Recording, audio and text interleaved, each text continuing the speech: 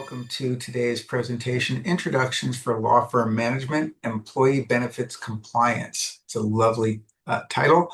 My name is Dean Serwin. I am the current section chair for the new wellness section here at the Beverly Hills Bar. Wellness is now part of it's an optional element of the compliance requirement for minimum continuing legal education. I get to go and make sure that I've got all my stuff set because I'm in group 3. If you don't already know, the BHBA has an amazing system in place for not only do we have these programs, usually 1 or 2 a day, but they're all recorded and in a storage area that's kind of like YouTube for compliance or for continuing education, that as a Beverly Hills Bar member, you're entitled to access. And you can go in there and you can find exciting, up-to-the-minute programming instead of some of the back in the day when I would get to this point in the cycle and it'd be like, oh, I need 5 more hours, and I'd have to go and choose through these horrible old very boring programming. But we've got a lot and we have all the hard to get bits as well. And the bonus is that we have a locker set up for you, so when you watch these things through the Beverly Hills Bar, whether they're live today or when you go and view one through the on-demand service, it recognizes that, it stores it for you with it. It'll send you a certificate and it stores it. And then when you go to do your compliance, it's a couple of clicks. So I encourage you to go check that out. If you enjoyed today's program, you can go back. It'll be up in about 24 hours. You can go watch it again. You can also send your friends to it, coworkers, etc. So with that, this is a webinar. There is a Q&A button for you. The chat is you don't have access to, but posted in the chat. If you go look there now, you'll find a lot of the information I just gave. You'll find the materials and whatnot. As I said, there's a Q&A, so you can post questions there. If they're simple procedural type ones, Suzanne from Beverly Hills Bar will answer those. And I believe there'll be a Q&A section at the end as well. So please throw your questions in there. So now with the introductions. First, we have Jennifer Joseph. She's a financial advisor with Eagle Strategies, LLC, who helps clients build and protect their financial futures through personalized planning for retirement, estate conservation, college funding, and insurance needs. She's also a licensed insurance and investment professional and an experienced financial educator who empowers individuals to make confident, informed financial decisions. Also, we have Justin Hinton, also a financial advisor with Eagle Strategies, LLC, and a licensed agent with New York Life Insurance Company, where he helps individuals and families navigate insurance and financial planning with clarity and confidence. He provides comprehensive guidance on retirement planning, college funding, long-term care strategies, and lifetime income solutions. Those are all excellent. With additional experience as a financial instructor, Justin is dedicated to empowering people to take ownership of their financial futures through education and personalized planning. With those introductions out of the way, I'm going to hand it over to you all. I'm going to join as a participant so I can watch too. You might all want to turn yourselves off mute and take it away.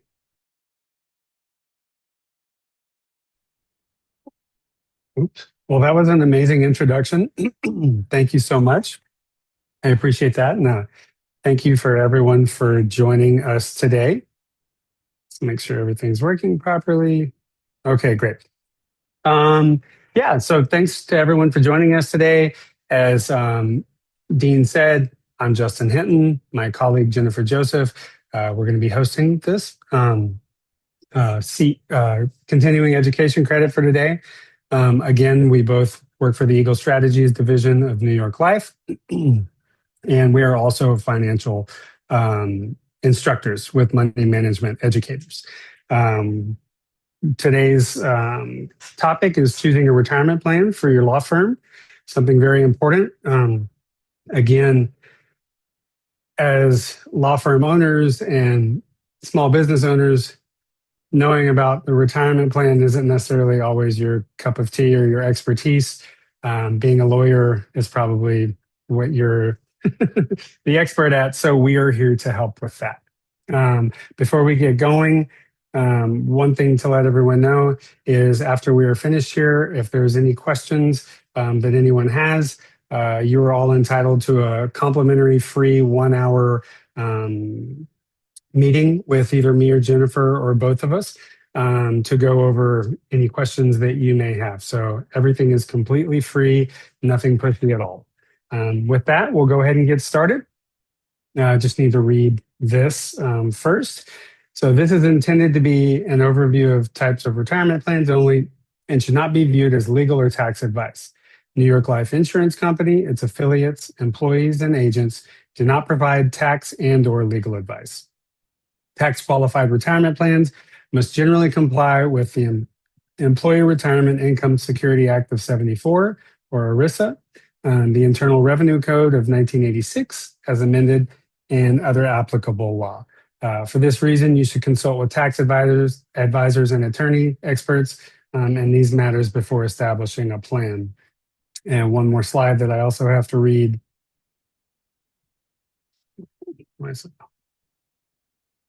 Okay. Tax disclaimer, super important.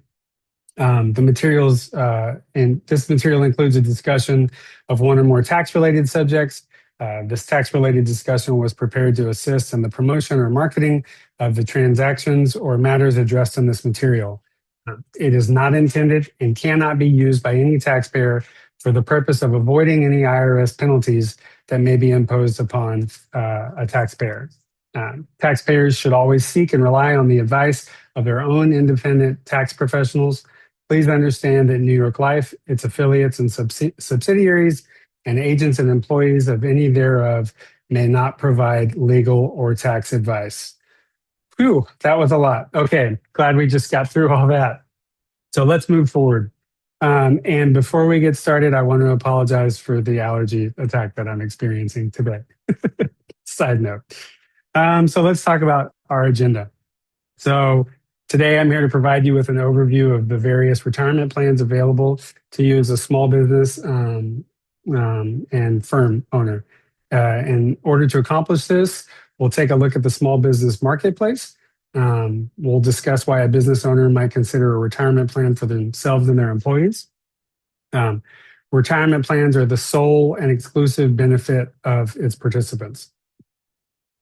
We'll also cover some types of plans that are available to go over some questions you might have to help clarify which plan may work best for you.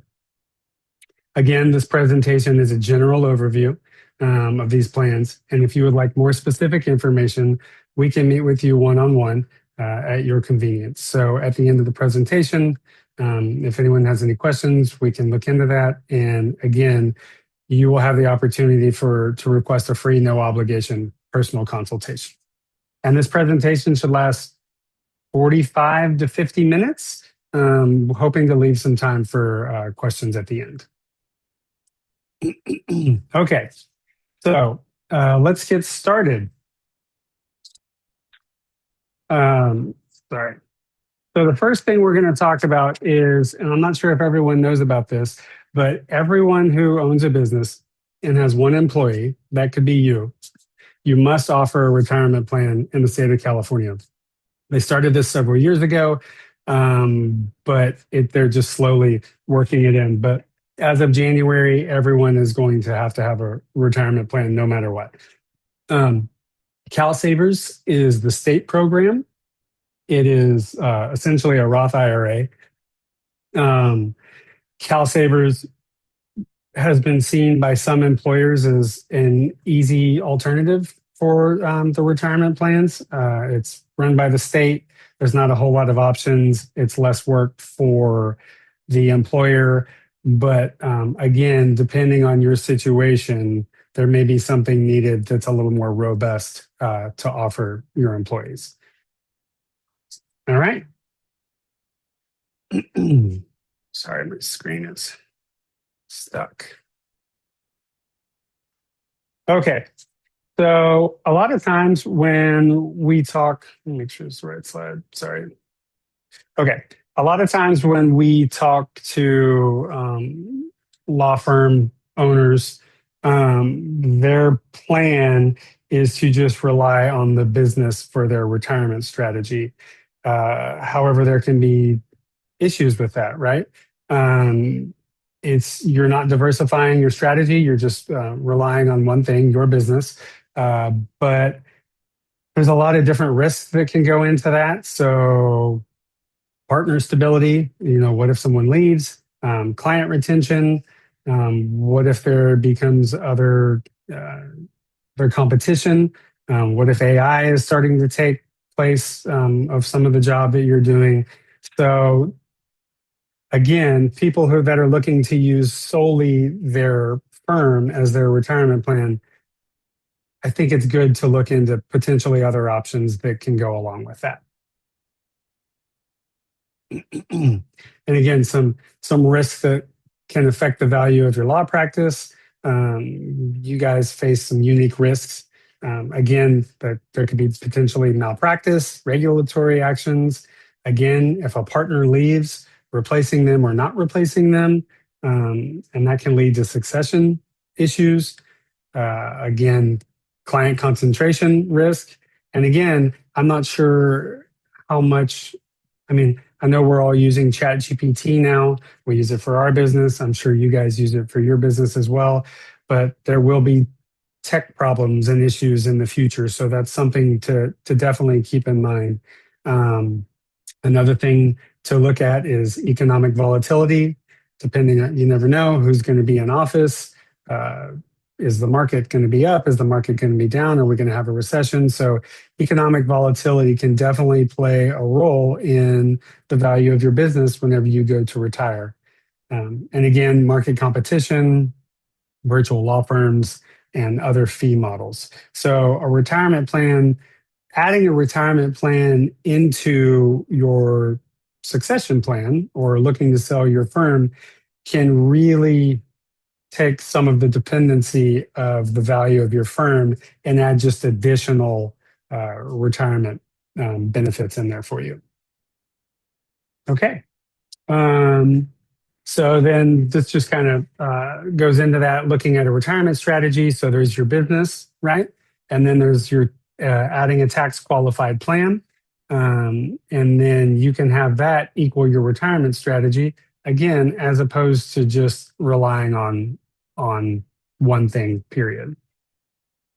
Are you guys able to see this? I'm having some PowerPoint issues over there. Is everybody good? Jen, you're good? Okay. Okay. So now let's take a little bit of time to look at benefits for the business. So some benefits of offering a retirement plan. It can definitely help your law firm. If nobody on here has started one yet, again, the California government is requiring you to have one at least starting in January. But offering a retirement plan through your law firm, it can help improve associate and staff retention. So if you don't want your employees looking around if they don't think their retirement plan that they have is up to snuff, they could potentially be looking at other companies. It also helps increase hiring and can make you very competitive in the hiring process. Sorry. It can also take care of the fiduciary needs. And a big thing is it can provide tax efficient compensation strategies for the partners. This is something that's overlooked a lot of the time. And it can enhance your firm's culture and stability. As financial advisors, Jennifer and I, what we run across all the time is you talk to someone and their main question is, will I have enough money in retirement? That's like the main question. And so putting in a retirement plan that allows the employees a little peace of mind, because they don't have the option to sell the firm going into retirement. If you're able to set up a good comprehensive retirement plan, this is going to help them feel better about their job, feel better about their stability, and feel better about their just overall culture at your work. So again, contributions made by an employer generally are tax deductible to the business. So one thing to know is there's generally in there, so not every situation is the same, but generally the contributions made by an employer are tax deductible to the firm. But again, and this is very important and this comes up a lot, the employer, the law firm owners should always consult with a tax advisor for their specific tax matters. Okay, so let's take a look. An example of how employer contributions can reduce corporate taxes for a company for a certain amount. So in this hypothetical example, we're comparing company A to company B, and they both had $250,000 of corporate income in the past year. However, company B has a tax qualified retirement plan and contributed $50,000 in contributions. So by making this contribution, the taxable income of company B is reduced by $50,000. The reduction in taxable income also reduces the federal taxes paid. So $52,500 for company A and $42,000 for company B. So company B essentially saves $10,500 in federal taxes. So if we subtract the $50,000 that they paid and the $10,500 that they saved, company B's net cost was $39,500. One thing to keep in mind is that depending on the type of retirement plan at your firm, the employee actually may be required to contribute to the plan even in a year where they brought in less revenue than the year before. Moving on. So, all right. So benefits for you and your employees. So let's take a few minutes to discuss the benefits to the employee. As the owner of your business or firm, don't forget you're also an employee. So therefore, these benefits apply to you as well as the people who are working for you. One thing to note is that these plans must meet the discrimination requirements, which means that more highly compensated employees can't benefit disproportionately. And your tax advisor should be able to confirm the plan setup and make sure that it passes the IRS discrimination testing.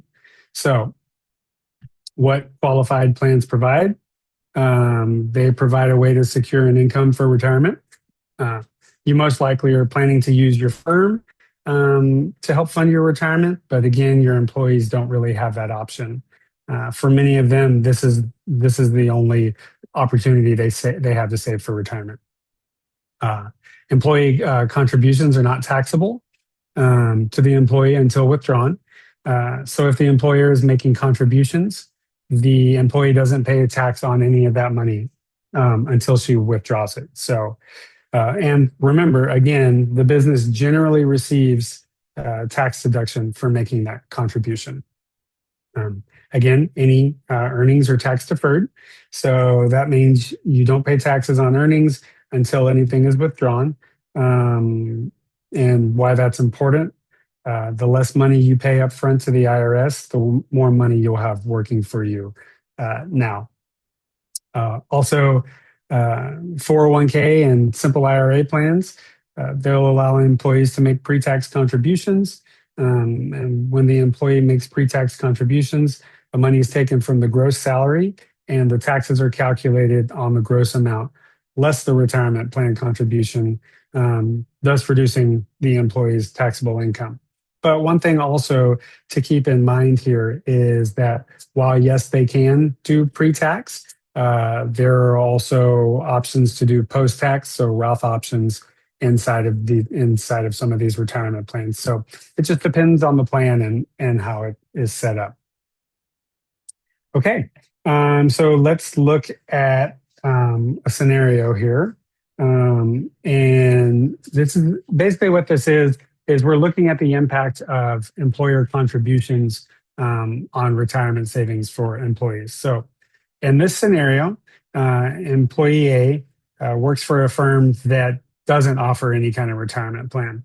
Her salary is enough to get by, but she can't really afford to save on her own, unfortunately. Employee B, their employer has a retirement plan, and the employer has been contributing $2,500 a year on behalf of employee B. So as you can see here, employee B has money available in retirement, and employee A will have be much more dependent on Social Security and their own savings. Again, highlight this that as a business owner or firm owner, you are also the employee. All right. Now let's look at how an employee making pre-tax contributions to a retirement plan, such as a 401k or a simple IRA, can have a higher net after-tax savings. So remember, as a small business owner, I know we keep saying the same things, but when I keep talking about employees, you should be including yourself in this as well. So this is your retirement savings plan too. In this hypothetical example, we're comparing employee A to employee B, both of whom had annual wages of $28,000 for the past year. Employee B made $2,000 in pre-tax contributions to the plan, and employee A made $2,000 in after-tax contributions to the retirement plan. So by making this pre-tax contribution, the taxable income of employee B is reduced by $2,000. The reduction is taxable income. The reduction in taxable income also reduces the federal tax paid.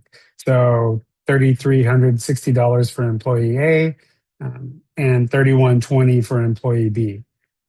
For employee A, after making $2,000 in after-tax contributions, his net after savings amount available is $22,640. But employee B's net after-tax amount available is $22,880, which is $240 more than employee A. So what this example shows is that by making pre-tax contributions instead of after-tax contributions, you and your employees are able to save more because the impact on your after-tax income will put more money in your pocket, essentially. But please note, again, all taxable situations should be discussed with your tax advisor because everyone's situation is different, right? And they might have different goals. So now that we've discussed the benefits to you and your employees, let's just kind of check out, some different types of retirement plans that are available. So now I'm going to hand it off to my partner, Jennifer. Jennifer, take it away. Thank you so much, Justin. I am going to have Suzanne's share. Yes, perfect. Thank you so much, Suzanne. I don't see any questions being put in the chat, so I will just kind of go through the remaining PowerPoint, and then we can kind of take questions at the end. So just to kind of start this section. Justin kind of gave the base of like, okay, why should a organization have a retirement plan? What does it benefit? Tax savings, etc.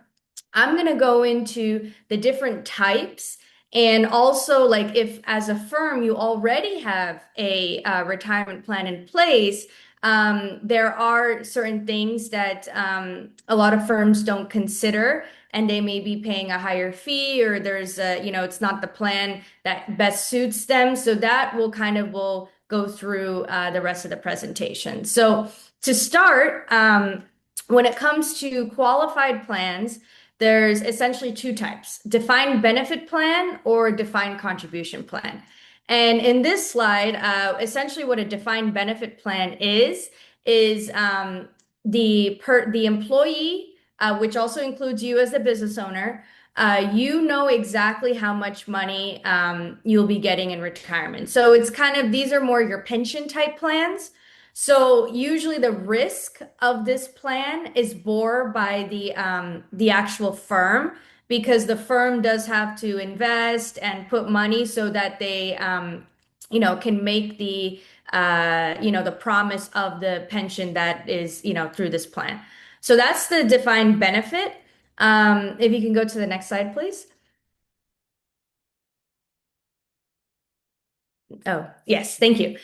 So the next or the other option is defined contribution plans, which is your more common option.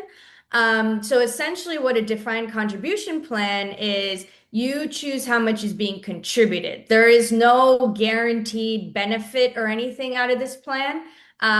It just depends on how much you contribute, what investments you choose, how long it's being invested. So whatever amount you end up in retirement, that's essentially what you get. There's no guaranteed like I will get X amount of dollars every month. That goes for the defined benefit. This is like, okay, I have to put X amount of dollars in every month or every year or whatever, and that will pop out a number. So that's the difference between the two. Now, if you could go to the next slide. So there are different options underneath each type. So under your defined contribution, as you can see, there's a little bit more options. There are these options. So SEP, simple 401k, profit sharing, and money purchase plans. So depending on the size of your firm and your needs, which we'll go into as we break down each one, it may make sense for your type of firm, et cetera. Now, your defined benefit options is your cash balance and your traditional DB plan. So those are essentially like your pension type plans. And the option that law firms usually take advantage of is the cash balance plan. And the reason for that is, if you could go to the next slide. So the reason for that is the cash balance plan is essentially you are rewarding your higher compensated employees. So your partners, maybe some, like people who have worked in your firm for a longer time. So essentially, this is a pension plan that you're creating for, your more higher compensated employees or long-term employees.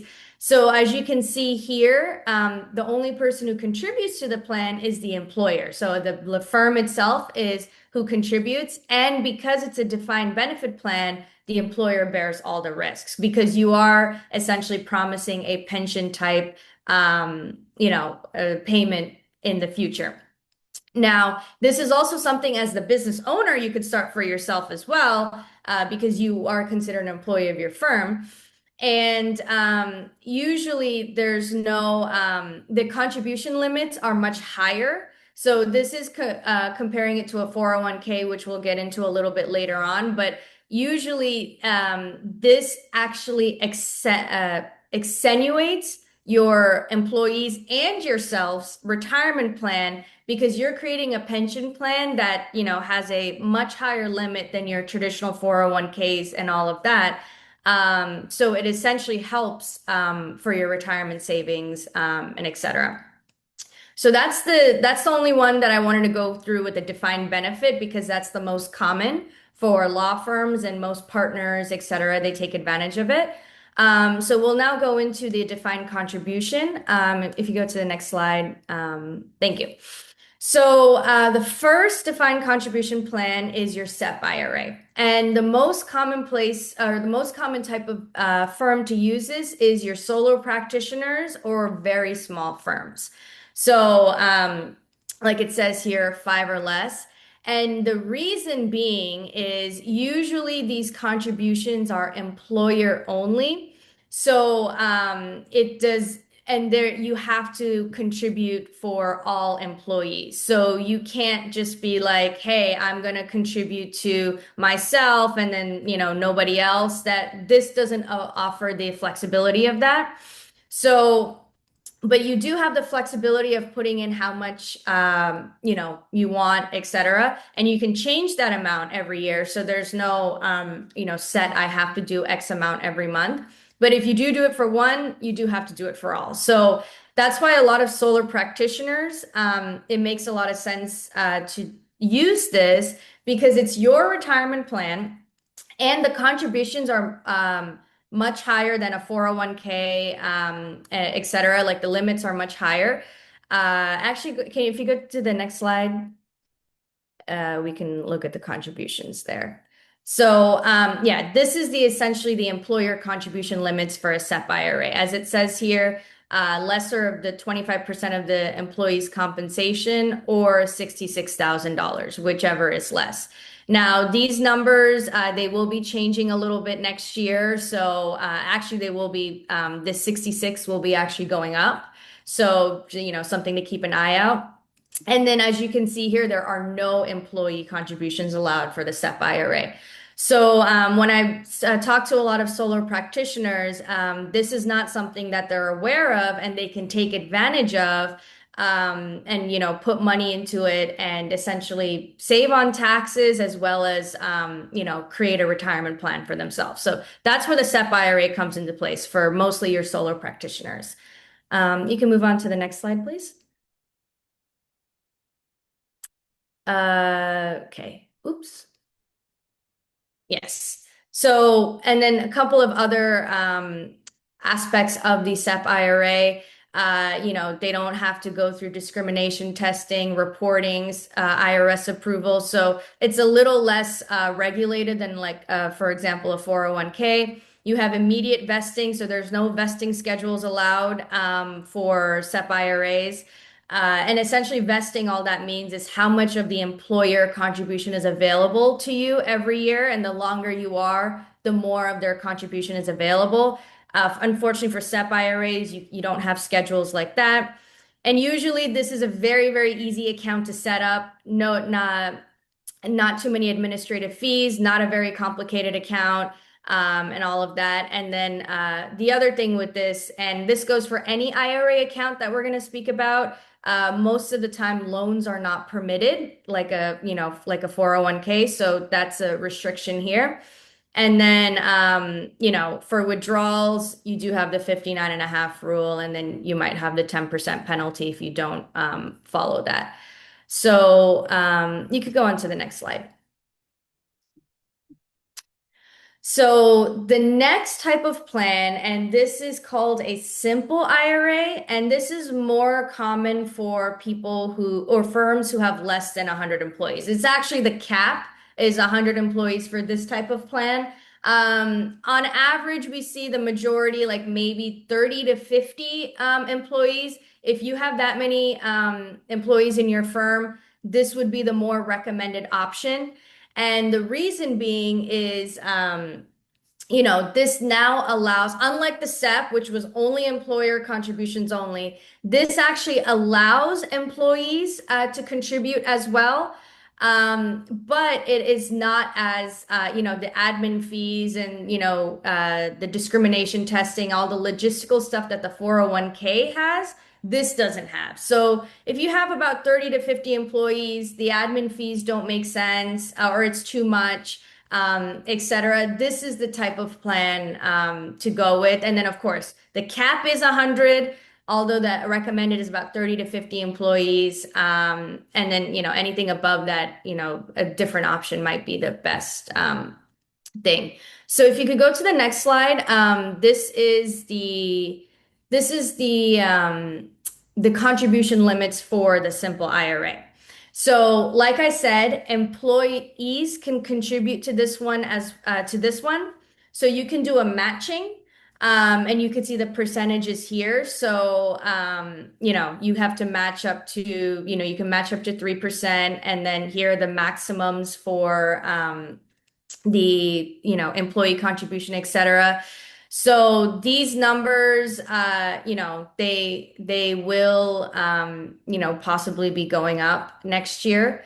And the other thing about the simple IRA, which can be restrictive to employers, is if an employee doesn't choose to contribute, but you do have a simple IRA set up, you still do have to put into an employee's IRA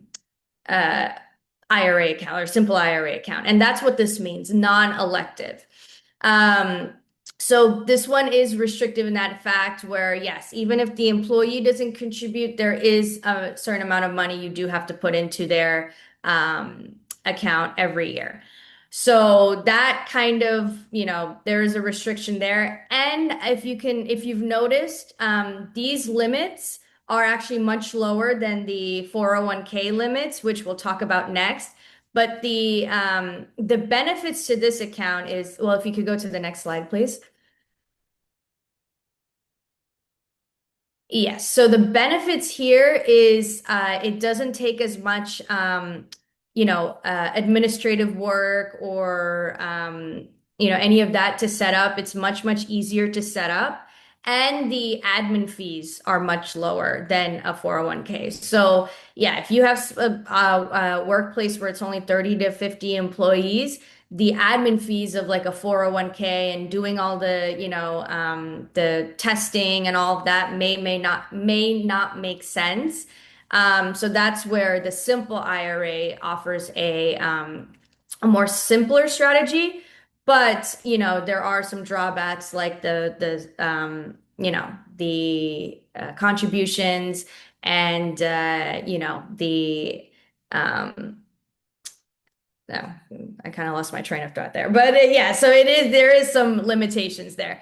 But yes, like the SEP IRA, this is also employer contributions are also immediately vested. You can't customize that for the simple IRA. And then same thing, any retirement account, if you do take money before the 59 and a half, you may have a 10% penalty. But this is a retirement account you can provide for yourself and your employees that, unlike the SEP, the employees can contribute, but you can also use this is for the 30 to 50 employees. So yes, so we could go to the next slide. Okay, so this is actually the most common plan, that everybody knows, and not just law firms, but any business, very common is your 401k. And this is your most common for growing firms. So this is somewhere where you have 50 or more employees. And the reason being is the 401k does give you more opportunities as for yourself and for your employees than a SEP or a simple IRA. So if we could go to the next slide.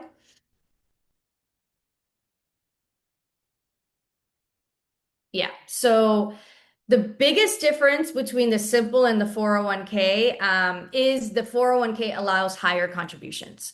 So, you could see the maxes that the employee can put, and then if they're older, they can do catch up. But another nice thing, unlike the simple, is employer matching is now optional. So whether an employee puts or not, so if an employee doesn't put any money, you don't have to put any money. If they do, even if they do, you can choose not to match. It's very, very customizable in that aspect. So you have higher contributions and you can customize, your matching and your all of that. So if you could go to the next slide, please. So the other benefit here is the other two plans that we mentioned, they don't have a vesting schedule or they don't allow a vesting schedule. So if as a firm, you're like, I only want to, reward my employees who are with me longer or, give them an incentive to stay with you longer, you can essentially, create these vesting schedules. And all that means is, and you can customize this in any way. These are just two examples on the slide. It's like, okay, the money that I put into my employee's account, if they leave before a certain point of time, they won't get all of it. So this is only for your contribution. What the employee puts in, they have to have access to that 100% at any point. So you can't have a vesting schedule with what they put in, but as an employer, what you put in, you can be like, yes, they have to stay with me for a certain amount of time, and if they leave sooner, they may not be able to take all of their or all of my contribution with them. So that's what this is saying. So for example, you could be like, if they leave in year 2, they can only take 20% of what I contributed into their account, and so on and so forth. Now, since the 401k does offer, more options and more flexibility, and the 401k actually offers now the opportunity for loans. So you don't have to withdraw the money and worry about the 10% penalty and all that. You can take it out as a loan and put it back in. Now, because it offers all of these benefits, you do have additional, the fees. There's the admin costs. Those are usually the highest comparatively to all the other plans that we talked about. There is other things that you have to do, the non-discrimination testing, all that, because you can't discriminate certain employees, your highly compensated employees, etc. So there is more work, and it is a little bit more complicated to set up, and that's why, it may be more expensive to set this up. And that's why it is meant for larger firms. So any firm that has 50 or more, that's where you kind of want the 401k. Or if you want to provide more flexibility for your employees, that's where the 401k comes into place. But you do have to make sure, like, are the fees and the flexibility, is it making sense? So that's where, we kind of help with the customization of the plans. So you could go to the next slide, please. So this slide is just pretty much reiterates what I said before. Yes, so you can take there, like 401ks, there are certain situations where you can take out the money and not have a penalty. So that's kind of some of the situations here where you can roll it over, withdraw, whatever, and possibly not have a penalty. But if you're not in those exceptions, the penalty also applies for a 401k. And most retirement accounts, there is a penalty if you take it out too soon. So next slide, please. So the next plan, I'll quickly go over this one, is the profit sharing. This is generally for firms that there's a fluctuating or like very a bigger fluctuation of income every year. So they can't set like, okay, for a 401k, I'm going to put, I don't know, 2% into my employee's account every year or something like that. So this is more like, okay, depending on the business income, that's how much, the employee gets. And they're, they're also able to contribute. So that's why it's not like a SEP IRA. But it is a more, complicated, and there's more admin fees because we have to customize the plan essentially every year because there's not a steady amount coming in. There is loan provisions, but this is the type of plan where it's like, okay, as a firm, I don't know how much money I'll be making in, every year, and I can't set myself to a certain amount. This is kind of the plan, the type of plan that will help there. You could go to the next slide. And yeah, this just pretty much goes over some of the key aspects of the profit sharing. So you do have some of the things like a 401k, but the employer decides how much to put into there. And it can change every year, and they can choose to contribute or not contribute based off of profitability. So you could go to the next slide. Okay. So this actually, the next two slides I'll be talking about. So most law firms, they do have a retirement plan. So we were talking about the different types of retirement plans and where, or which type of firm it works best for, etc., all of that. But most firms do have a retirement plan. But unfortunately, there are a lot of retirement plans. There's not like someone checking it, like a fiduciary checking it every year, which is supposed to be happening. And so some red flags pop up. And this is all based off of ERISA. So these are the, ERISA compliance for attorneys and law firms. These are like what you should be, following. But if you can go to the next slide. for 401ks, most plans, they do have some very common red flags. And essentially what that means is, there is a 401k, people are contributing to it, but it may not meet all of the ERISA guidelines. And the reason is maybe they don't have, like, the person who set up their plan, they're not, checking in every year like they're supposed to for fiduciary duties, all of that. And these are the more common ones. So I'll just kind of quickly go through them.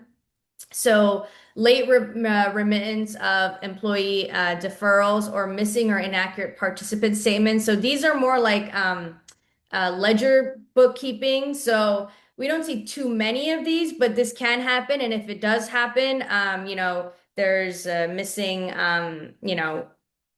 like putting money in, or people are not able to take out money too. That's something that I've seen a lot of. When they do leave a law firm or whatever, that it is very delayed for them to roll over the money or withdraw or all that. So that's kind of so they're essentially not able to get their benefit. You do see a lot of that, and that is a red flag. Another red flag, and this is actually more common, is a inadequate fidelity bond. So every plan does need a fidelity bond in case the plan goes bankrupt, illiquid, whatever, to protect the assets. But a lot of times as the plan grows, the fidelity bond isn't updated. So that's something that needs to be, checked in every year to make sure the fidelity bond is updated and, the amount is, makes sense for the size of the plan. Next thing is higher unclear fees, very common.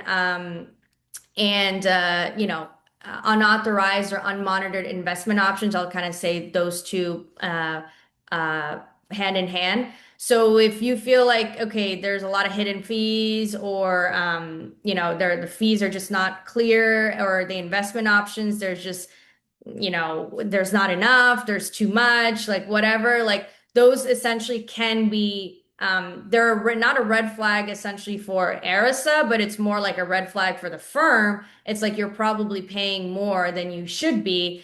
So that's where that comes in. And then the last two things is late form 5500 filings. These need to be filed every year, so you want to make sure that's happening. And then unauthorized plan loans.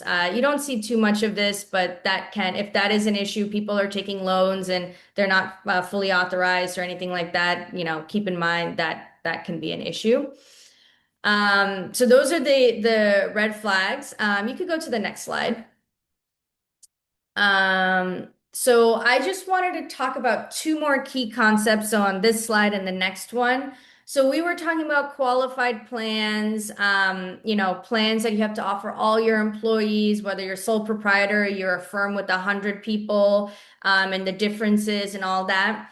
Now, what a lot of people or a lot of firms and business owners don't know about is there's actually something called non-qualified plans. And essentially, this is a way to reward and compensate yourself and your more higher compensated attorneys, staff, etc., with an additional benefit. And this is not something that has to be provided to everybody. So I mean, down here it says it's ideal for firms with high income equity partners. That's where you see it a lot. So essentially this plan can be anything. It can be an additional, like a executive bonus strategy or an annuity or insurance or whatever. And this is not something that you have to provide for everybody. This is an added benefit that you're providing for your highly compensated attorneys or partners, etc. And you're rewarding them and yourself because as the owner, you are the key person. And these plans can be customized like you can do it in any product or anything. So they can be customized however you please. There's not too many restrictions here. And that's why they're non-qualified. They usually don't fall under, your non-discrimination plans and all that. So they're more flexible. So that's what I wanted to mention here. You could go to the next slide. And the last thing I did want to mention is, we were talking about in the beginning, your law firm shouldn't be your only retirement strategy. You should have additional retirement strategies for yourself plus your employees. But, the law firm itself should be protected and there should be a continuity in succession planning. Because, as Justin mentioned in the beginning, there's a lot of things that can affect the value of the law firm. But the area that a lot of people don't realize is not just the value. Sometimes the continuity of a business or law firm is missed out. So that's where if you have partners, making sure you have, assets to buy each other out if somebody decides to walk away or if somebody passes away, so it doesn't end up in probate. Families don't get involved, so make sure there's enough assets, whether it's insurance, etc., to buy out. Disability protection for the partners, so if somebody can't work, can the law firm continue to go? And same goes for like any other insurance for the partners in case something bad happens, and also having a business continuity plan written and in place is very, very important because, we don't want anything bad to happen, but, just in case. And like it says in the bottom, a retirement plan complements, but it doesn't replace a proper continuity plan. So this is like an addition to a retirement plan. So that's kind of what we wanted to mention here. And then you could go to the next slide. So I'm just going to kind of round it out and close it out. So essentially, these are some questions you can ask yourself, like, who do I have? What size do I have?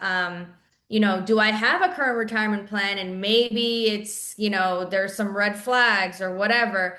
So these are things you can think about, when you're considering a retirement plan for your company, or, for yourself. You could go to the next slide. And then, this is also additional things you can consider. That this also helps with the plan selection. And that's kind of where we help out. It's like, okay, what do you have? And, what would be the best plan for you? And then next slide, please. And then this is just, FYI for everybody on the call. If you start a brand new plan, there are certain, credits for startup costs. So it's kind of mentioned here. So this is kind of like an FYI for everybody on the call. And I think, yeah. So we can just go to the next slide. It will have our information. So I guess I'll just say, like, a law firm, the proper planning, you do have to have the retirement plan in place, plus the continuity plan. And the retirement plans and the benefit plans can be customized based off of who you want to provide it to. If you want to reward somebody more or less, or reward yourself more, everything can be customizable. There's not a one size fits all. So with that, we will open it up to questions. And we'll kind of take it from there. So we could stick with that last slide with our info, Suzanne, if you wanted to, while we answer questions. Okay, so do I just read from the Q&A box and answer the questions? Yeah, okay. All right, so there's one question here. What are the recovery options or grievance procedures for post-separation aggrieved employees who may not have received full benefits prior to separation, short of filing a lawsuit in Superior Court? So this seems like a very, very specific question. I don't know, Justin, if you can provide some feedback, but Honestly, yeah, that would be something. Yeah, it would be something I'm that going to talk to a lawyer about that. Yeah. That's more of a legal question. Yeah, that's very specific. Unfortunately, I wish we could give more information on that. I haven't run across that previously. Have you, Jennifer, at all? Yeah, not with lawsuits. So we don't deal with lawsuits. Or I guess I can I hold on. Or he's saying short of filing a lawsuit. So essentially he's asking like what to do to avoid a lawsuit for aggrieved employees who may not have received full benefits prior to separation. Well, it all depends. Like I'll give it like a more brief answer to this. If it's if it's in your employee's contract, most likely, assuming there's no bankruptcy or no liquidity problems or any of that, there might be, you probably do have to give the benefits, or else they do have a, legal document to go to court. Now, what benefits it is, what they want, all of that, that is very, very specific. So that would be, a more one-on-one thing. We'd have to see the thing. So, okay, there is another question. Do all of the retirement plans discussed meet the requirements for California? I have a small sole prop firm with 4 employees, 2 in California and 2 in New Jersey. Only one is full-time. I'm working through my options. So, yes, everything we discussed meets the requirements for California. And because it depends on your full-time employee, if they're in New Jersey or California. If it's California, then you're required to provide the option. If they're not in California, you can maybe just, do something for yourself and, let it be at that. Because the rule is only if you have one or more full-time employee in California. So if you have employees in other states, that doesn't cover in, yeah, that's so yeah, if they're part-time, depending on their hours though, it's not just all part-time is automatically exempt. It really depends on their number of hours and all of that, which, that would be something, we'd have to discuss separately. But yes, the general rule is full-time, but part-time, depending on the hours, it can change. So yes.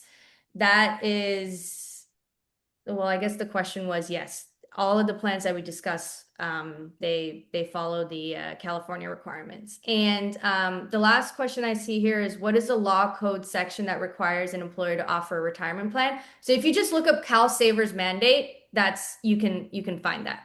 Yes. Yeah, it's not a federal law, or federal rule.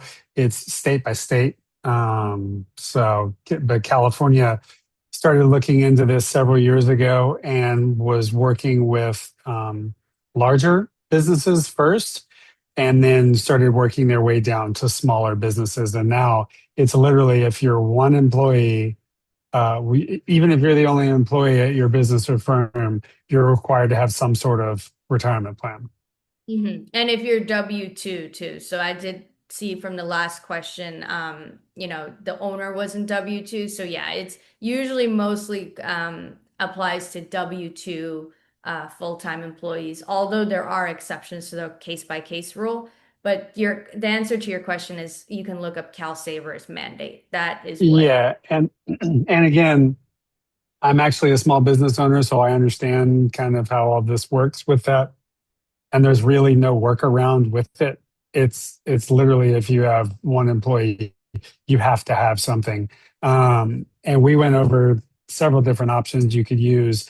And again, the Cal Savers is probably going to be your, I'm not giving opinions on anything, but Cal Savers is probably going to be your easiest route if you're just looking to, like, I just want to put something in just so I'm covered under state mandates.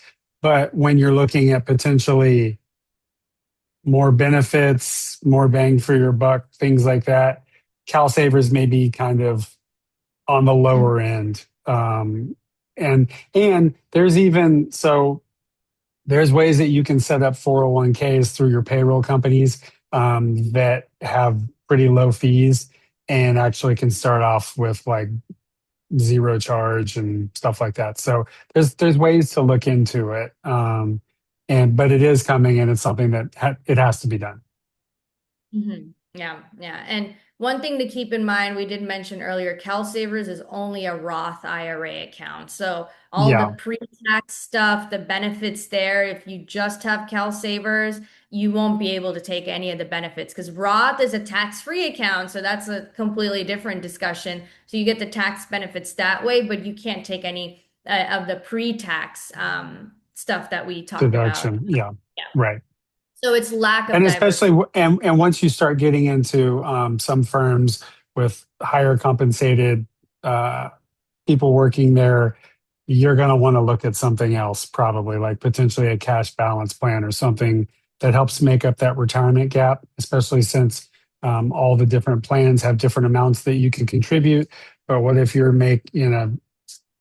super high income and you can only put in X amount for your 401k? Well, there's things like a cash balance plan that can allow you to make up the difference and exceed what you can put into other retirement plans by a lot. So, and it's all tax advantaged. Mhm, mhm. So, any other questions? I don't see anything coming up in the Q&A. I don't know if I don't see anything either. I Oh, see something in the oh oh, here we go. oh there's something that came up. That's right. Yeah, so yes, you do have to report that you have a retirement plan. Okay, well, let me read the question. I'm like answering it without reading it. So, is this a requirement that has to be reported to CalSavers even if you have a retirement plan, although not through CalSavers? I keep getting emails from CalSavers to report whether I have a qualified retirement plan. So, yes, you do have to report it so you get exempt from being put into CalSavers because essentially the whole point of creating CalSavers is like, okay, we're going to create this mandate, but they do also want to promote the state program. So if it's like you can't really find anything else, we're just going to automatically put you into the CalSavers plan, or you have to put yourself into it so that we're not going to come and tax you next year because there will be a tax liability for your business if you don't have these plans. Yeah, penalties. Exactly, penalties. So you do have to report it so that you don't get the tax penalty. Plus, CalSavers is like, okay, you have your own plan. You don't have to be a part of the state plan. So it essentially takes care of those two things. So you do have to report it. Yes. Yeah. So that was that. Anybody else? Yeah, I think we probably are going to be And wrap. again, this goes back into the situation where everyone who's on here is entitled to a free 1 hour session with us. Uh, if you would like to contact us, please feel free. And I think these slides will be shared with you, so our contact information will be on these slides. Alrighty, so it looks like we don't have any more questions. Thank you so much, Justin Perfect. and Jennifer, for your time for this presentation today. And thank you so much to our audience. Have a great day, everybody. Thanks for Thank you. having us. Take care, everyone.